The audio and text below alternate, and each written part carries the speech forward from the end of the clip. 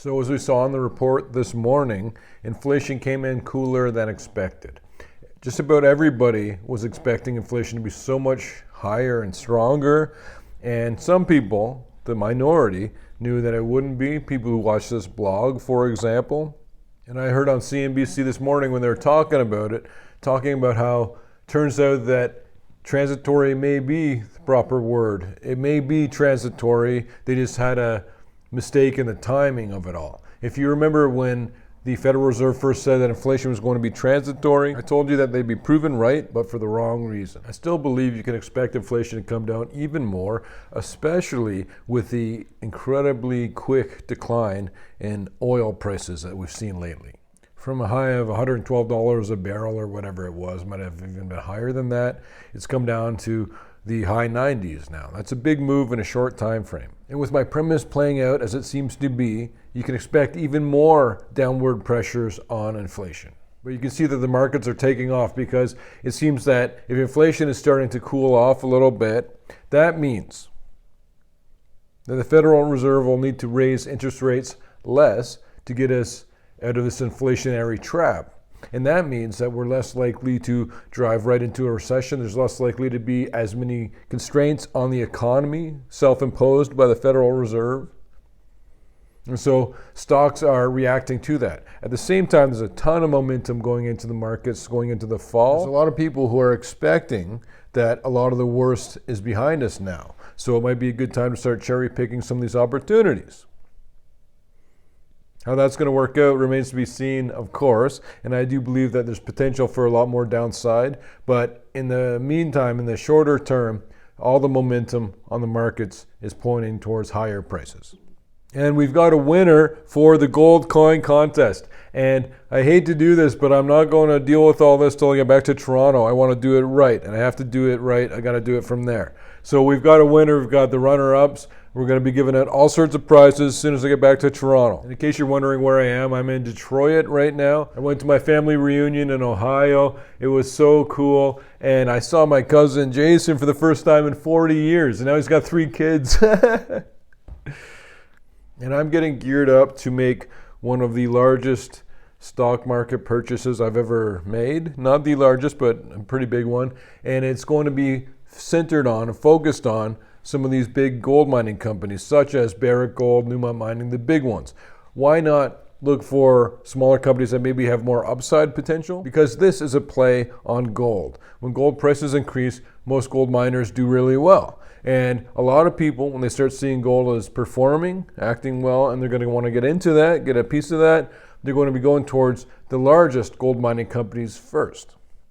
Companies like Barrick Gold, Newmont Mining, a lot of money flows will be coming right into these stocks, and it's a good time, in my opinion. This is not trading advice, personalized trading advice of any kind, but in my opinion, it's a great time to start loading up on some of these unloved, highly undervalued companies such as Newmont Mining, Barrick Gold, and a lot of the other gold mining companies. And if you want to get the best view of what I believe investors should do, and there is no should, but what I believe investors should do, you look at what do I tell my daughters, what do I tell my father? He asked me the other day where he thinks I should put, or he thinks he should put money to work.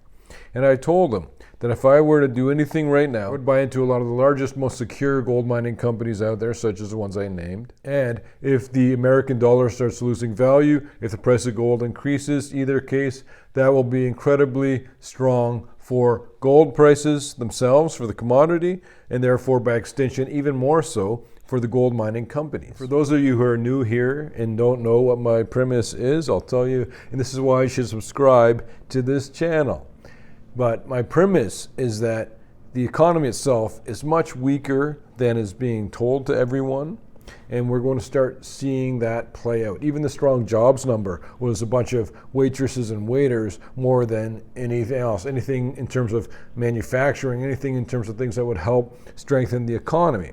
So you have a blowout jobs number, but it's not as good as it seems or feels on the surface.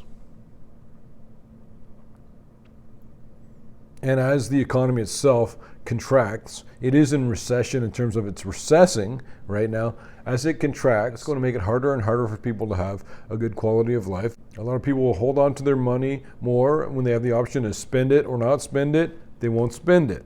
They might not have the money to spend. You can only fake a strong economy for so long. They can tell you the economy is strong. They can tell you the economy is strong and keep on doing that. And eventually, that lie cannot be propagated any further.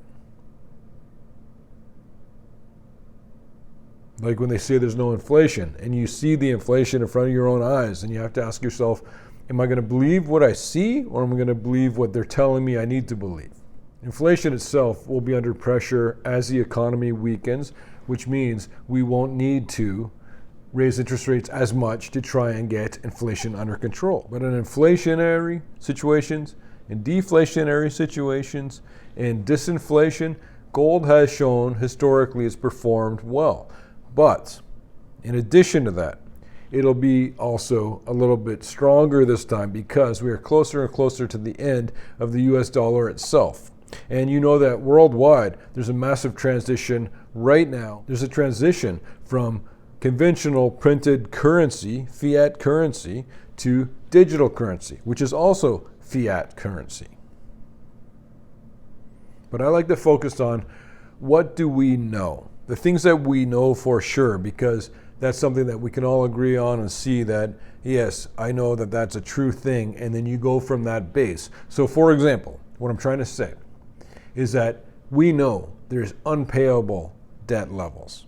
We know that in the time that you're watching me say this very sentence, the American debt has gone up by millions of dollars.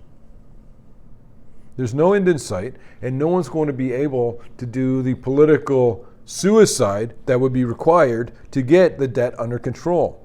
I think that we're all just at the point where we realize we're going off the cliff. Now we're just waiting to see when does it happen. And some politicians will say, well, I hope it doesn't happen on my term when I'm a politician making these decisions. I'll just try and extend the runway, or I'll play out the clock. I'll make it the next guy's problem. Great idea, because then you get paid for doing your job and everybody loves you and nobody blames you when the whole thing comes down. It's a game of hot potato. That's what we're dealing with. And I think you know that.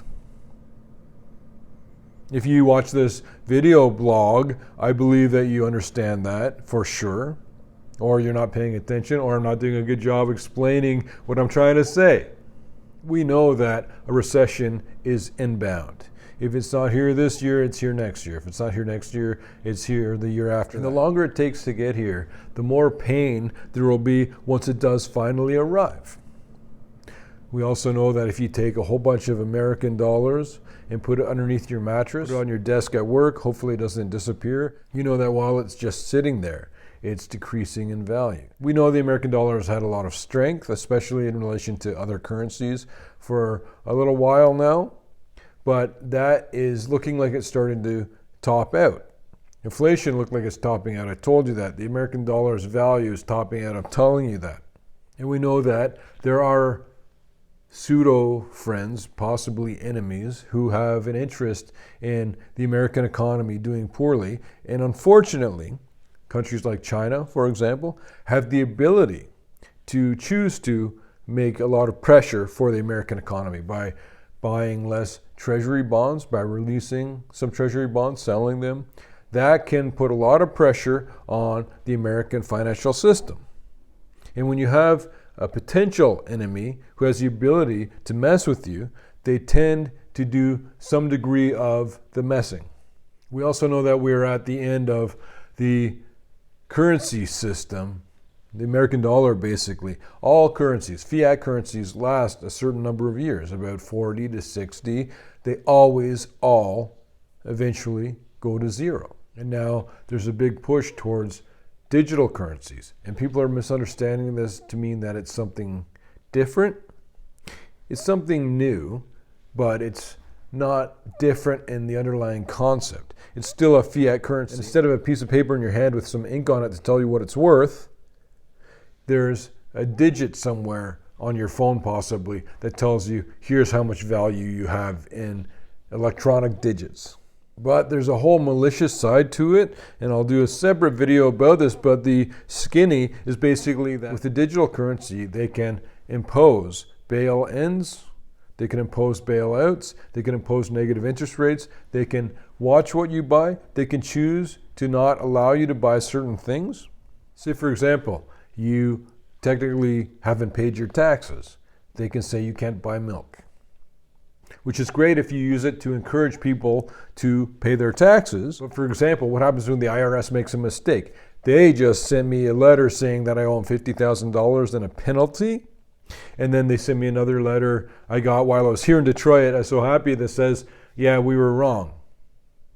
But the thing is, once you get into that system and they say, okay, you owe us $50,000, there's literally not very much you can do without spending most of the money just to try and fight that you don't have to pay it to get a lawyer. And if you think that the government knows what they're doing, and so next steps for you, please make sure to subscribe to the channel. You guys are really encouraging us. Join the Peter Leeds Army. Details below this video. And our next video should be coming to you from the Detroit Institute of the Arts. Not sure yet. We're going to scout it out. You guys are awesome. We love you. Thank you so much for being here. I'll be back in Toronto soon. We're going to give it a whole ton of prizes. We're going to give it a 1 ounce gold coin, 99.99% pure gold, and the Peter Leeds app, and a digital copy of Upthinking. Also, the Peter Leeds Academy, the Peter Leeds Candlestick Trading Chart course. All that stuff we're giving out free. It's going to be awesome. Can't wait to get back to Toronto. We'll get you guys all set up. Just bear with me. I'm going to be here for a little while longer still until I'm not.